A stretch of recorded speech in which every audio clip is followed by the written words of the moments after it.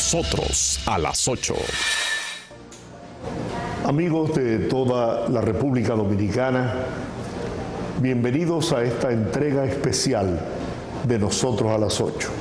Juan Taveras Hernández, Juan TH, Georgie Rodríguez, estaremos compartiendo una conversación sobre la vida y trayectoria del patricio Juan Pablo Duarte. Para esta ocasión tenemos a un invitado, Juan Gilberto Núñez, que nos va a llevar por este recorrido a través de la vida del fundador de la patria, Juan Pablo Duarte. Así es. Buenas noches a todos. Efectivamente tenemos con nosotros a Juan Gilberto, un queridísimo amigo nuestro, un conocedor de la historia, no solamente del patricio, sino de los patricios, conocedor de la historia dominicana, de cómo logramos nuestra separación de Haití, cómo logramos la independencia. Y vamos a hacer, a través de este Museo de Cera, un recorrido histórico maravilloso. Yo estoy fascinado con las cosas que he visto en este museo y con las cosas que ustedes también van a ver de seguro. Buenas noches, Juan, ¿cómo estás?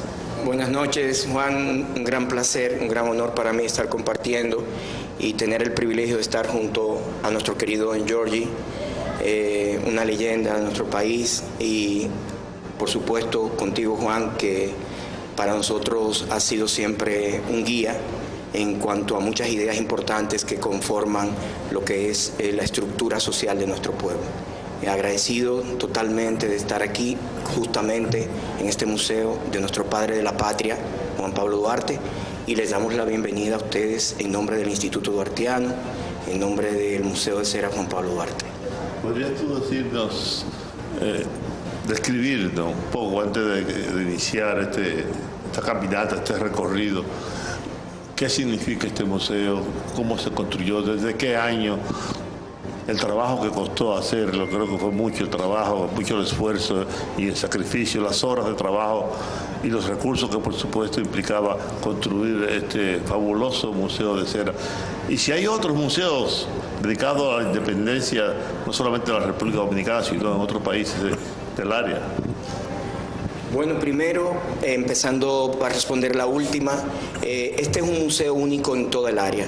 Realmente hay muchos museos que son las casas de patricios y patriotas y fundadores de muchas naciones que conservan algún mobiliario, que conservan algunas de las pertenencias, la casa en sí, de quien fuera su patriota o de quien fuera su libertador. En el caso nuestro, este es quizás el único museo de la región, y cuando hablo de la región, quiero quedarme en el Caribe, pero me atrevería a llegar casi a América Latina, y lo digo porque he tenido la oportunidad, antes de hacer este trabajo, de irme por algunos países para evaluar y valorar algunas cosas. Es el único con estas características. La intención fue presentar a los jóvenes de hoy día un museo donde pudieran tener un contacto directo con quien fue nuestro padre de la patria. ¿De qué manera? Viéndolo a través de imágenes tridimensionales, que son los dioramas, en los que tuvieran la oportunidad de ver momentos y acontecimientos, los momentos y acontecimientos más importantes de este personaje tan maravilloso, este personaje tan icónico, este personaje tan digno de emulación, precisamente en estos días que lo que más necesitamos es ejemplos, tan digno de emulación, tan digno de que copiemos de él. Entonces la idea surge cuando, después de haber tenido este museo que funcionaba en el Instituto Duartiano y siempre ha funcionado bajo la directriz del Instituto Duartiano, había exhibidas siempre algunos cuadros, algunas piezas antiguas que pertenecieron a la familia Duarte, pero llegó el momento en que se necesitaba dar otro mensaje, que el mensaje había que llevarlo de otra manera, y es cuando desde hace unos 6 años se comenzó a trabajar en concebir este tipo de museo en el que los niños, los jóvenes, las familias pudieran venir a conocer de cerca, imagen tras imagen, con pocas palabras, lo que fue la vida de nuestro padre de la patria. Juan Gilberto. Vienen los estudiantes, los jóvenes, las escuelas, se ocupan de que el museo sea conocido? Masivamente. De hecho, incluso el Instituto Duartiano hace gestiones con el Ministerio de Educación para que autobuses busquen a los niños a las escuelas, a los colegios, a las escuelitas en lugares más recónditos y los traigan aquí. Hay días que realmente es maravilloso venir y ver la cantidad de niños que pasan por aquí. Desde su fundación son cientos de miles de niños que han pasado por este lugar. Juan Gilberto, me llama la atención el hecho de que el museo esté dedicado a la figura inmaculada, extraordinaria, digna de Juan Pablo Duarte, aunque sabemos que fue la figura principal, el creador de la Trinitaria, el fundador de la patria y de la nacionalidad dominicana, pero la República Dominicana cuenta con 3 padres de la patria. ¿Por qué el museo se dedica a la figura inmaculada de Juan Pablo Duarte? Quizás es lo que necesita la sociedad moderna, reconocer y aprender a ser humilde. Este es un país donde yo crecí viendo que todo el mundo quería ser jefe, que todo el mundo quería ser el primero, que todo el mundo quería ser él. Y yo creo que esto obedece al hecho de que Duarte crece en una generación en la que se respetaban las ideas y en la que se respetaba el valor de la persona como tal. Persona quiere decir que suena bien. Cuando hablamos de Duarte, de Sánchez y Mella, indudablemente que hablamos de 3 tipos, de 3 personajes, de 3 hombres de nuestra historia que merecen un sitial preponderante, un sitial de importancia en la memoria histórica de nuestro pueblo. Pero Duarte fue el fundador de la idea de la nacionalidad. Duarte fue el gestor, Duarte fue el propulsor, Duarte fue esa llama que se encendió en el corazón de aquellos jóvenes que como Duarte, como Sánchez y como Mella y como los trinitarios no tuvieron quizás la oportunidad que tuvo Duarte de forjarse y de estudiar porque venía de una familia más acomodada y tuvo la oportunidad de viajar por 3 años y pico y formarse cuando ya las escuelas estaban cerradas porque era una de las demandas y fue una de las herramientas con la que Haití en ese entonces sometió en la opresión a nuestro pueblo durante la invasión de 1822 a 1844. Duarte se pudo haber quedado fuera.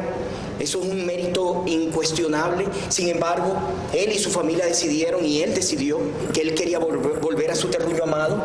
¿Con qué fines? Para enseñarle a sus contemporáneos, a sus compañeros, que la libertad se gana a través del conocimiento y que todo eso que él había aprendido por allá, él tenía que ponerlo a la disposición de sus compañeros, de Sánchez, de Mella, de Juan Isidro Pérez, de todos, para que entre todos pudieran forjar una idea común de independencia. Sí. ¿Sabes qué?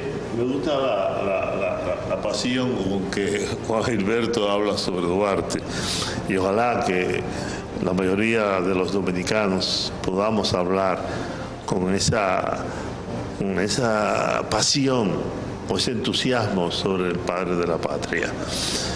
Yo tal vez no sea el escenario para recordar cuando Fidel Castro fue apresado después del asalto del cuartel Moncada. Le preguntaron durante el juicio que quién era el responsable de aquella acción que terminó en un fracaso por la cantidad de jóvenes que murieron. Y en el juicio Juan Fidel Castro dijo que el responsable intelectual era José Martí, el apóstol. Y tenía razón al decirlo. Entonces nosotros podemos decir sobre Duarte eso y mucho más. Aunque Duarte no murió como murió Martí en 12 Ríos, pero Duarte fue un hombre sacrificado, que lo puso todo al servicio de la patria y que sin embargo no recibió ese respaldo que hoy le está dando Gilberto y que hoy podemos darle a la mayoría de los dominicanos. Duarte lo merece. Y te digo, Giorgi, yo hice este recorrido con Gilberto en estos días y uno puede ver aquí no solamente la exaltación de Duarte como figura histórica, fundador de la idea de la concepción de la patria, sino de su familia, de los trinitarios, del juramento trinitario. Cuando hagamos el recorrido en unos momentos, veremos que no es solamente la historia de Duarte, es la historia del país, es la historia de la nación, es la historia de una generación, de toda una generación, de todo un pueblo que decide emanciparse, que decide liberarse y que decide construir lo que hoy conocemos como la República Dominicana. Y de ahí la grandeza de este Museo de Cera. No solamente es el Museo de Duarte, es el Museo de los Trinitarios, es el Museo de la Gestión, es el museo, como lo dice este cuadro aquí, que ustedes están viendo detrás de nosotros. Ahí estamos viendo precisamente cómo toda una nación, cómo todo un pueblo decide con la bandera en alto emanciparse y lograr su independencia. No sé si estoy describiendo lo que vi en el museo. Correctísimo. Realmente es eso, justamente eso, y mencionas la familia. Cuando se diseñó este museo, se pensó primero que nada en la importancia que ejerce la familia sobre el individuo. Este es un museo dedicado a la familia también, porque una de las partes más importantes del museo es la que presentamos en la casa donde Duarte vivió a partir de los 15 años. No es la casa donde él nació, como mucha gente creía. Es la casa donde él vivió a partir de los 15 años. Pero es su casa, y es la casa que se recuerda como la casa familiar. Y ahí tenemos la oportunidad de ver a su padre y a su madre en la cotidianidad, a sus hermanos en el quehacer diario, a Duarte en lo que él hacía cuando estaba conjuntamente con su familia. ¿Por qué? Porque lo que queremos dejar en alto y manifestado es que es importantísimo que la sociedad vuelva al eje fundamental, que es la familia. No tiene que ser una familia grande, no tiene que ser una familia que tenga recursos, no tenga que ser... Yo contaba hace un rato sobre cómo fuimos formados nosotros, yo me incluyo en la generación también de ustedes, en cuando nuestra madre o nuestro padre nos decía que si conseguíamos algo debíamos compartirlo, que si a mí me daban una menta yo debía llevarla a la casa y compartirla, porque ese era el mensaje. El mensaje era que todo era para todos. Que el que no es tuyo es de otro, tiene dueño. Así es. No podías llegar a tu casa con nada que no fuera tuyo. Así es, yo jamás me atrevía. Yo llegué a encontrar cosas y en el colegio, por ejemplo, y obligatoriamente había que llevarla a donde los sacerdotes del colegio Calasanz, mire, encontramos esto. Nunca yo quise tener, pero eso me lo enseñaron en mi casa, eso es lo que yo aprendí. Ahí es donde precisamente es la importancia de este museo, demostrar el museo de Duarte y de su familia. Este es el museo de Duarte y de la familia Duarte. Eso es importantísimo y es algo de lo que se quiso enaltecer. Ahora que señalaste que en esta casa él vivió a partir de los 15 años, pero yo sé que a nuestra teleaudiencia le gustaría saber entonces en qué casa nació Duarte. ¿Fue en la Arzobispo Noel, la que hoy es Arzobispo Noel?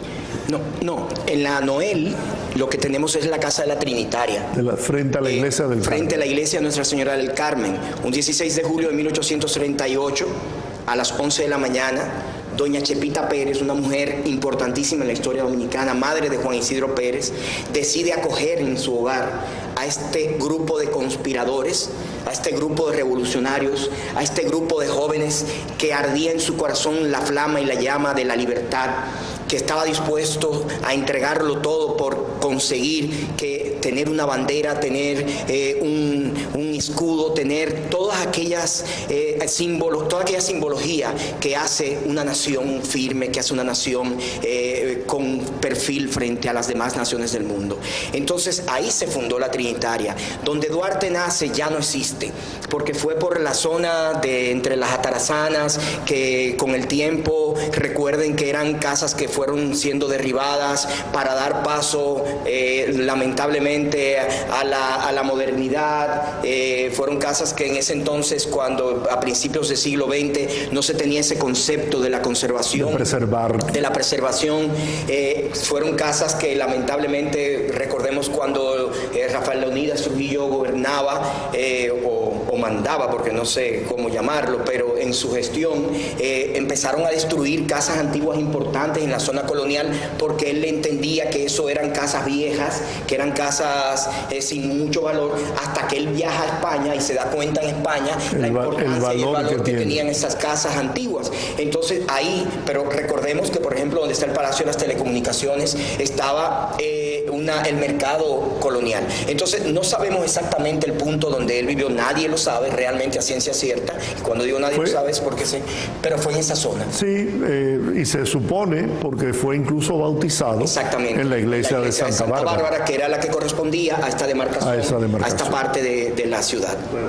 vamos a hacer una pausa aquí. Vamos a esta conversación tan interesante y vamos posteriormente a hacer un recorrido, y Juan nos va a ir explicando cada una de las cámaras, ¿verdad?, donde están construidas las imágenes del Museo de Cera, cómo se hizo, etcétera, etcétera. Así que vámonos al cambio y regresamos entonces con este interesante recorrido. Volvemos. Continúa viendo Nosotros a las 8. Ya regresamos.